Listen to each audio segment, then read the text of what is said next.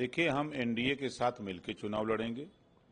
बातचीत दिल्ली नेतृत्व से जो राष्ट्रीय अध्यक्ष हैं और जो बिहार के संगठन मंत्री हैं, प्रदेश अध्यक्ष हैं, प्रभारी हैं, इन सब लोगों से बातचीत हमारी हो रही है और सब लोग एग्री हैं। चूंकि जो बाई इलेक्शन था, बाई इलेक्शन 4 सीटों पर था। तरारी ना तो कभी जदयू जीता ना कभी भाजपा जीती।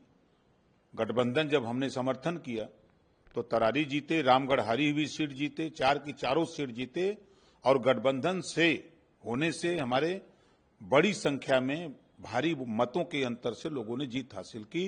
इसको बिहार के मुख्यमंत्री जी ने स्वीकार किया, फोन करके बधाई दी कि भाई ओम प्रकाश जी, इतना हम लोगों ने उम्मीद नहीं किया था कि इतने भारी अंतर से हम लोग चुनाव जीतेंगे। वो आपका जो जनाधार है वो हमारे साथ खड़ा हुआ, तो ये हमको उपलब्धि मिली।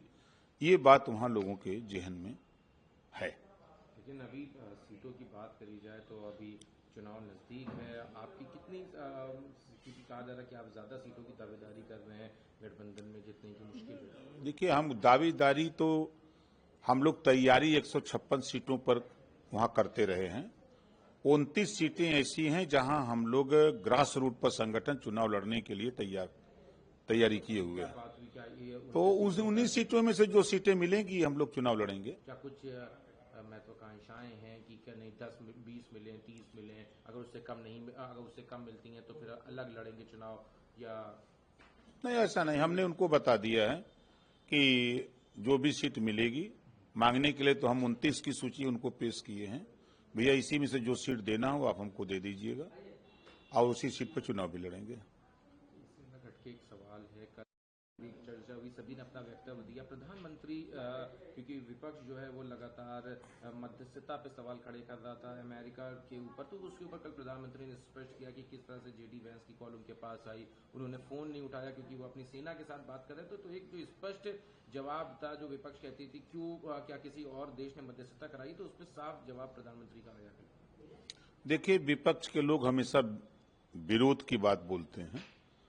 पहली बार सेना को छूट मिली।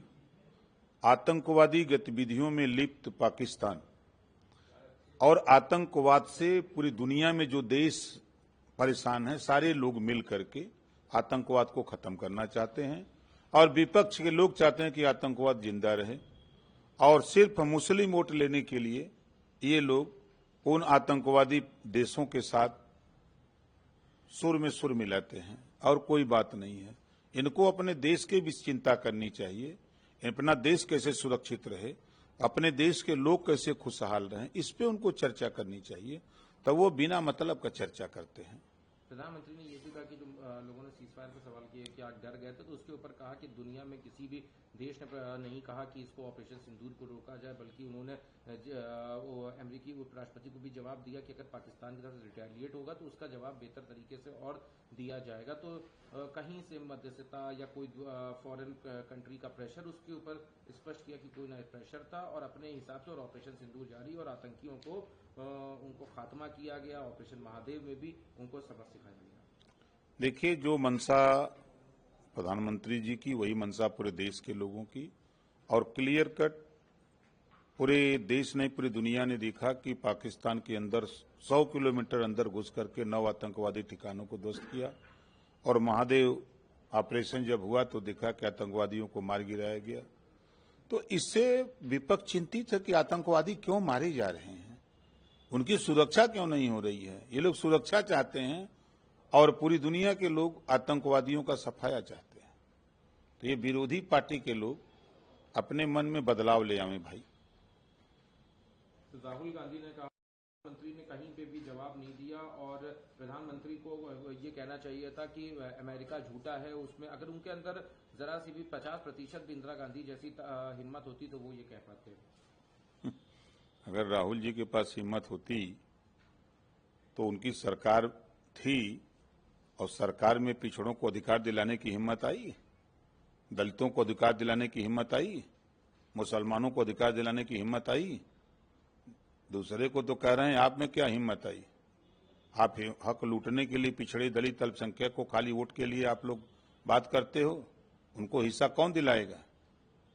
उनको बेहतर शिक्षा, स्वास्थ्य, रोजगार, नौकरी की बात जब टाइम आता है तो भूल जाते हो, और चुनाव का टाइम आता है तो वोट के लिए याद आते हैं। सर, अखिलेश यादव का भी उसके बाद प्रदेश की थी, क्या अब वो सदन में भी वो नीति दिखेगी? क्योंकि जो ऑपरेशन महादेव हुआ है उसके ऊपर जो काउंटर पे उन्होंने अपना ये जवाब दिया कि उनको डर लग रहा है कि 27 में हम आने वाले नहीं हैं, तो हम लोगों का क्या होगा, इस बात को लेकर लोग परेशान हैं, और कोई बात नहीं है। उन्होंने ये भी कहा कि तो ये भी जवाब देना चाहिए सरकार को, और बीजेपी बातों की में घुमाना जानती है, और 2014 के बाद कितनी जगह चीन ने ली और कितना क्षेत्रफल में हम घटे हैं उसका भी जवाब देना चाहिए। जब किसी चीज के विरोध करना है तो लोग विरोध करते हैं, जबकि ना तो चीन ने कब्जा किया है। अगर कब्जा किया है तो उसको वो उजागर क्यों नहीं करते, खाली कहते हैं। कहने से नहीं होगा कि आप एक आंकड़ा प्रस्तुत करो कि इतना हेक्टेयर जमीन जो है फला जगह जब चीन ने कब्जा कर लिया है, ये तो नहीं बता पा रहे हो, खाली एक आरोप लगा रहे हो कि चीन ने यहाँ कर दिया, वो कब्जा कर लिया। ऐसा कुछ है नहीं कहीं।